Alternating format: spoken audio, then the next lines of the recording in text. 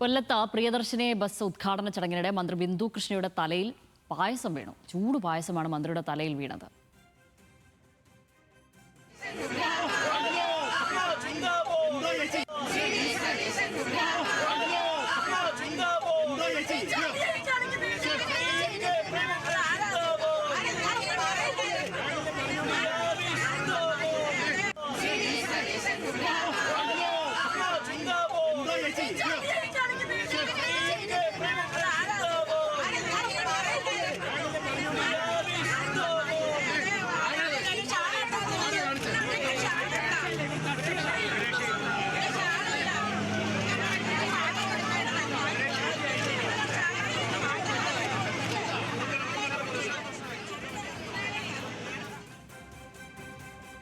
വിവരങ്ങളുമായി ഷമീർ അബ്ദുള്ളാണ് ചേരുന്നത്. ഷമീറെ, മന്ത്രിക്ക് പൊള്ളലേറ്റിട്ടുണ്ടോ? എന്താണ് വിവരങ്ങൾ?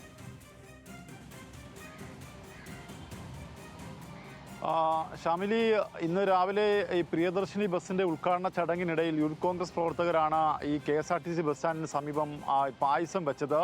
ഇതിനുശേഷം ഈ കൊട്ടാരക്കരയിലേക്ക് പോകുന്ന ബസ്സിൽ മന്ത്രി കയറുകയും ആ ബസ്സിനുള്ളിൽ വലിയ തിരക്ക്, അതായത് സ്ത്രീകളെ കാട്ടി കൂടുതൽ, നമുക്കറിയാം കോൺഗ്രസിന്റെ പരിപാടിയിലൊക്കെ തന്നെ വലിയ തിക്കും തിരക്കും ഉണ്ടാക്കുന്ന ആളുകളാണിവർ. അവർ വലിയ തിക്കും തിരക്കും ഉണ്ടാക്കി ആ ബസ്സിനുള്ളിൽ കടർന്നു. മന്ത്രിക്ക് നിൽക്കാൻ പോലും കഴിയാത്ത തരത്തിൽ ആ ബസ്സിനുള്ളിൽ തിക്കും തിരക്കും ഉണ്ടാക്കി മുദ്രാവാക്യം വിളിച്ചു. ഇതിനിടയിലാണ് ഈ പായസം വാഹനത്തിനുള്ളിലേക്ക് നൽകിയത്.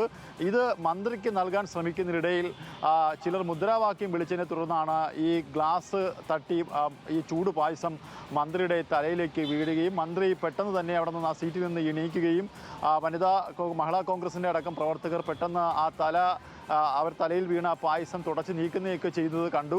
പിന്നീട് ആ മന്ത്രി ആ ബസ്സിൽ ചിന്നക്കട വരെ മാത്രമാണ് യാത്ര ചെയ്തത്. ചിന്നക്കട റെസ്റ്റ് ഹൗസിന് മുമ്പിൽ മന്ത്രി ബസ്സിൽ നിന്ന് ഇറങ്ങുകയും അവിടെ നിന്ന് മന്ത്രി പോവുകയും ചെയ്തു. മന്ത്രി ആശുപത്രിയിൽ ചികിത്സ തേടിയിട്ടുണ്ടോ മറ്റോ കാര്യങ്ങളോ അറിയില്ല. എന്തായാലും തിളച്ച പായസമാണ് മന്ത്രിയുടെ തലയിലേക്ക് വീണത്.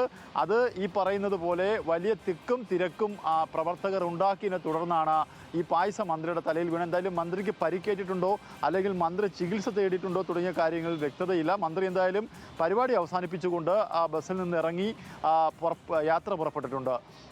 ഷാമിലി. ശരി.